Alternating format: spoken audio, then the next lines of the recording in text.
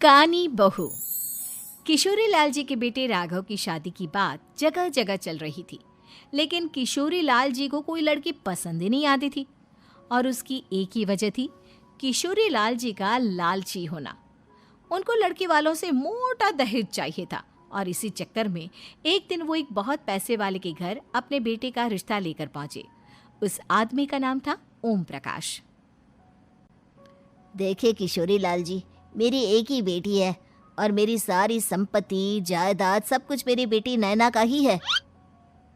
पापा, नाम से लगता है बहुत खूबसूरत होगी। कितना अच्छा नाम है ना, नैना। ओ, वैसे बात तो सही है आपकी। अब इतना पैसा है, जमीन जायदाद है, इकलौती बेटी, आप भी क्या करेंगे? सब कुछ उसे ही देंगे ना। बिल्कुल ठीक पहचाना आपने। बस बेटी की शादी और सारी जायदाद उसके नाम। पापा, बिना देखे हाँ कर दीजिए ना। इतना अच्छा रिश्ता फिर कहाँ मिलेगा? माला माल हो जाएंगे हम। मैं अपनी बेटी को बुलाता हूँ।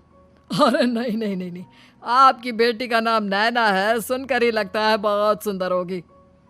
रहने दीजिए अंकल, मैं तो आपकी बेटी के नाम से ही इतना खुश हो गया हूँ कि उसे बिना देखे शादी करने को तैयार हूँ। अब तो मैं उसका चेहरा सीधे शादी के बाद ही देखूंगा। और इस तरह राघव नैना का चेहरा नहीं देखता और उससे शादी कर लेता है। शादी के बाद अपनी सुहाग रात पर जब राघव नैना का घूंघट उठाकर देखता है तो नैना की आंखें बंद थी। कितनी खूबसूरत हो तुम नैना, जरा अपनी आंखें खोलकर मेरी तरफ देखो तो सही। नहीं, मुझे शर्म आती है। अरे, मैंने तुम्हें शादी से पहले भी नहीं देखा, और अब अगर तुम आंखें खोलकर मुझे देखोगी भी नहीं तो मुझे अच्छा कैसे लगेगा? इससे पहले कि नैना अपनी आंखें खोलकर राघव की तरफ देखती, अचानक से लाइट चली गई और राघव नैना को पूरी तरह से देख भी नहीं पाया। अगली सुबह नैना राघव के लिए नाश्ता बनाकर लेकर आई। अरे ये क्या, आधा पराठा सेका हुआ है और आधा बिल्कुल कच्चा। ये तुमने क्या किया नैना? बहू, तुमने क्या आधा पराठा तवे से नीचे लटका कर रखा था, जो आधा सेका है और आधा कच्चा? मुझे जितना दिखेगा उतना ही तो सीखूंगी ना पापा जी। जहाँ जहाँ मुझे नजर आ रहा था वहाँ मैंने सीख लिया, और जहाँ जहाँ नहीं दिखा वहाँ कच्चा रह गया होगा। इसका क्या मतलब है? ये कैसा मजाक कर रही है तुम? अरे बहू, तुमने इतना लंबा घूंघट क्यों लगाया हुआ है? देखो, हमारे घर में बहुओं को बेटी की तरह रखा जाता है, और फिर तुम तो इतना सारा माल लेकर आई हो। देखो, ये घूंघट डालकर रखने की कोई ज़रूरत नहीं है। हाँ नैना, पापा जी ठीक कह रहे हैं, तुम तो आराम से रहो, अपना ही घर समझो। नैना अचानक से अपना घूंघट उठा लेती है। अरे ये क्या पापा, नैना की तो एक आंख फूटी हुई है। नाम से नैना, लेकिन ये तो कानी बहू निकली। मेरे साथ धोखा हुआ है, धोखा। बिना दिखाए अपनी कानी लड़की मेरे संग ब्याह दी। मुझे कानी बीवी नहीं चाहिए। मुझे अभी ओम प्रकाश जी से बात करनी पड़ेगी। आखिर उन्होंने मेरे साथ ऐसा किया क्यों? अरे, आप लोगों ने ही तो पापा से कहा था कि आप लोग शादी से पहले मुझे देखना नहीं चाहते। अब मेरे पापा पर क्यों इल्जाम लगा रहे हैं? अरे लेकिन उन्हें बताना तो चाहिए था ना कि तुम कानी हो, एक आंख से तुम्हें दिखाई नहीं देता। किशोरी लाल और राघव नाराज होकर ओम प्रकाश को अपने घर बुलाते हैं। पापा जी, ये आपने क्या किया? शादी से पहले बताया क्यों नहीं कि नैना की आंखों में परेशानी है? अरे, आप ही ने तो लड़की देखने से मना कर दिया था। अरे लेकिन आप बता तो सकते थे। आपको तो हमारी बेटी की प्रॉपर्टी चाहिए थी, वो भी पूरी की पूरी। अब क्या हुआ अगर उसे आधा दिखाई देता है? प्रॉपर्टी तो आपको पूरी मिल गई ना। अरे ये क्या बात हुई? मेरी शादी प्रॉपर्टी से नहीं, आपकी बेटी से हुई है। अब ये तो पहले सोचना चाहिए था, तब तो मेरी प्रॉपर्टी देखकर तुम्हारी जुबान लप लप आ रही थी।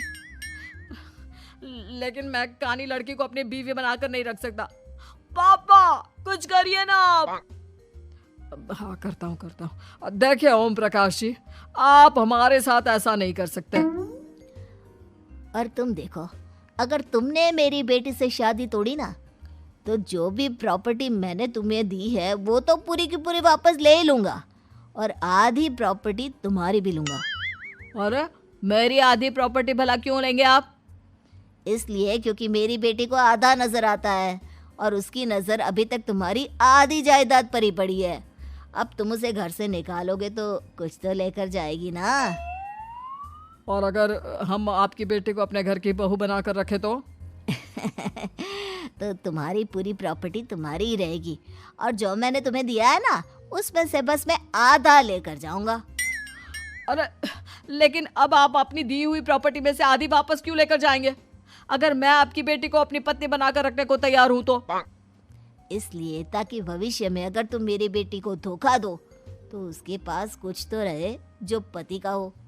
वैसे मेरे पास तो बहुत कुछ है, लेकिन अपने पति की कोई निशानी तो उसके पास होनी चाहिए ना। अब अगर तुमने मेरी बेटी को कानी कहा तो तुम्हें प्रॉपर्टी भी कानी ही मिलेगी, पूरी नहीं। जमाए राजा। किशोरी लाल और राघव समझ चुके थे कि वो बुरी तरह फंस चुके हैं और अब उनके पास वहां से निकलने का कोई चारा नहीं है। अब समझ में आया ना, लालच बुरी बला होती है। एक तो तुम्हें प्रॉपर्टी मिली, ऊपर से बीवी मिली, उसमें तुम्हें नखरे भी दिखाने हैं। आए बड़े, चुपचाप बैठो दोनों। कुछ दिनों के बाद नैना राघव की कार लेकर बाजार घूमने निकलती है और जब कार लेकर वापस आती है, ये क्या? एक तरफ से मेरी गाड़ी पूरी खराब हो चुकी है। लगता है तुमने मेरी गाड़ी को किसी दूसरी गाड़ी के साथ एक्सीडेंट किया है। अरे अरे कितना बड़ा नुकसान कर दिया तुमने बहू। वो क्या है ना पापा जी, मुझे एक आंख से दिखाई नहीं दे रहा था, सामने से गाड़ी आ रही थी। मुझे तो सिर्फ आधा ही दिखाई दिया और वो गाड़ी मेरी कार से रगड़ते हुए निकल गई। अब मैं क्या करूं बताओ? आप इसे ठीक कराने के पैसे कौन देगा? तुम्हारे पापा। तुमने मुझसे इस तरह से बात की? अभी रुको। नैना राघव की शिकायत ओम प्रकाश को कर देती है। देखो राघव, अब जो मेरी आधी प्रॉपर्टी तुम्हारे पास थी ना, उसमें से आधी और मैं लेकर जाऊंगा, क्योंकि तुमने मेरी बेटी को डांटा।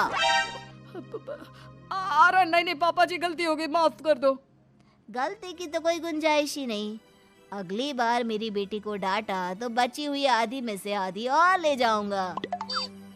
लालच के चक्कर में हम दोनों ने बहुत बड़ी गलती कर दी बेटा। एक तो तुम्हें कानी बहू मिली और ऊपर से जो माल मिला वो भी काना।